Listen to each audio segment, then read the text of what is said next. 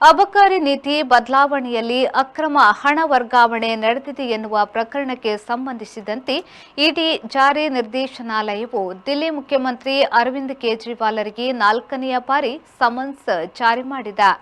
ಮೊದಲ ಬಾರಿ ಜಾರಿ ನಿರ್ದೇಶನಾಲಯದ ವಿಚಾರಣೆಗೆ ಹಾಜರಾಗಿದ್ದ ಕೇಜ್ರಿವಾಲರು ಅನಂತರ 4 ಸಮನ್ಸ್ಗಳ ಬಗೆಗೆ ಅಸಡ್ಡೆ ಮಾಡಿದ್ದಾರೆ.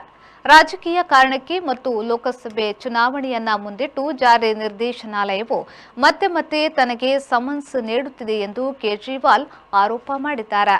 ಈಗ ಜನವರಿ 18ಕ್ಕೆ ವಿಚಾರಣೆಗೆ ಹಾಜರಾಗುವಂತೆ ಎಎಪಿ ಮುಖ್ಯಸ್ಥರಿಗೆ ಇಡಿ ಸಮನ್ಸ್ ನೀಡಿದೆ.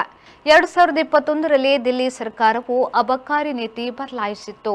ಇದರಲ್ಲಿ ಭ್ರಷ್ಟಾಚಾರ ನಡೆದಿದೆ ಎಂದು ದಿಲ್ಲಿ ಲೆಫ್ಟಿನೆಂಟ್ ಗವರ್ನರ್ ವಿಕೆ ಸಕ್ಸೇನರು ಪ್ರಕರಣವನ್ನ ಸಿಬಿಐ ತನಿಖೆಗೆ ಶಿಫಾರಸು ಮಾಡಿದ್ರು.